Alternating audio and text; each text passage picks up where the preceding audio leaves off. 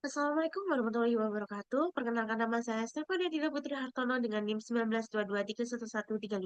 Di sini saya akan mempresentasikan terkait analisis asupan gizi makanan pada kelompok mahasiswa dengan menggunakan metode Dietary Equality Index Internasional dan Minimum Dietary Diversity for Women.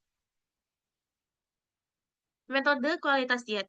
Untuk Diet Quality Index Internasional atau DQII, ini adalah metode penilaian mutu diet yang menilai variasi adekuasi, moderation, dan overall balance untuk menggambarkan kualitas pola makan secara ringkas dan menyeluruh. Indeks ini menggabungkan indikator pangan dan zat gizi sehingga mampu menilai aspek positif dan negatif diet sekaligus. Berbagai studi menyebutkan bahwa DQII ini bersifat fleksibel, sensitif, dan dapat digunakan lintas populasi untuk memantau serta membandingkan kualitas diet. Untuk yang kedua ini ada Minimum Dietary Diversity for Women atau MDDW ini adalah indikator sederhana untuk menilai keberagaman diet perempuan dengan menghitung apakah 5 dari 10 kelompok pangan dikonsumsi dalam 24 jam. Metode ini efisien, tidak memerlukan penimbangan porsi, dan terbukti berkorelasi dengan kecukupan mikronutrien.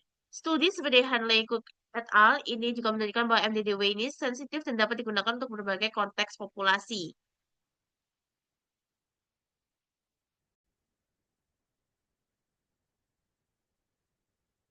Berikut merupakan biodata dari responden. Ini merupakan hasil 24-hour food recall dari responden. Berikut merupakan perhitungan dan analisis dari skor DKII, perhitungan dan analisis skor MDDW. Untuk perhitungan skor MDDW sendiri, ini menunjukkan bahwa responden ini hanya memenuhi 4 dari 10 kelompok pangan setelah korelasi klasifikasi dilakukan, sehingga tidak mencapai ambang minimal 5 kelompok pangan sesuai standar FAO. Konsumsi hanya berasal dari kelompok grains, meat, poultry, atau fish, vitamin A, rich fruits, and vegetable, dan other fruit.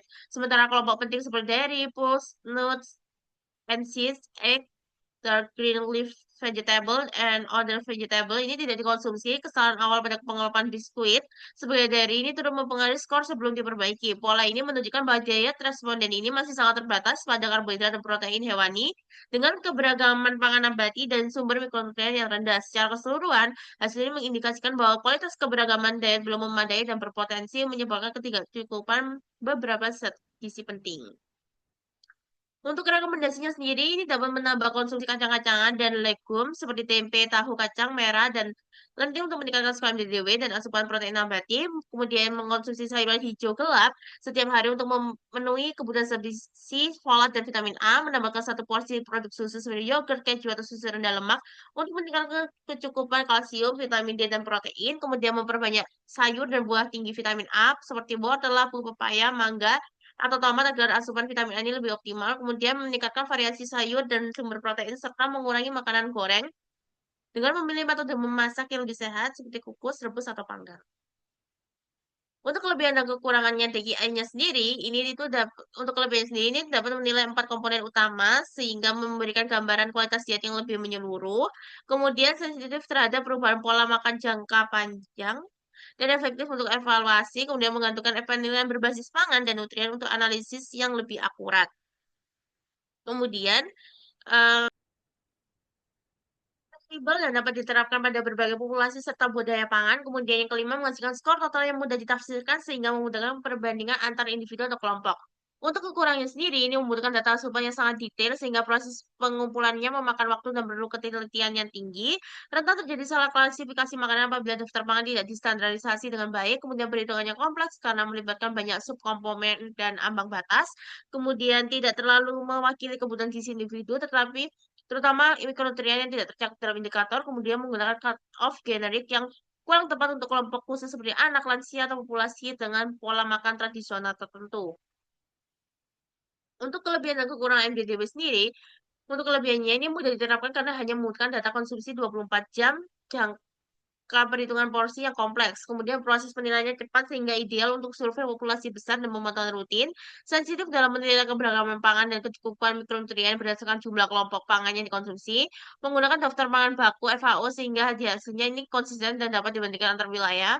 Kemudian efektif menilai pola diet perempuan usia 15 hingga 49 tahun karena indikator ini memang dirancang dan divalidasi untuk kelompok tersebut. Kemudian untuk kekurangannya sendiri tidak menilai kuantitas konsumsi karena bersifat non kuantitatif sehingga porsinya ini kecil dan besar dihitung sama. Kemudian tidak dapat digunakan untuk diagnosis individu karena hanya menggambarkan keberagaman. keberagaman pangan tingkat populasi, kemudian rentan recall, bias ketika respondennya lupa atau tidak melaporkan makanan kecil, bumbu atau minuman, hanya merefleksikan konsumsi satu hari sehingga tidak merangkap variasi pola makan harian dan tidak menilai kualitas pangan dalam satu kelompok sehingga makanan sehat dan tidak sehat tetap dihitung setara.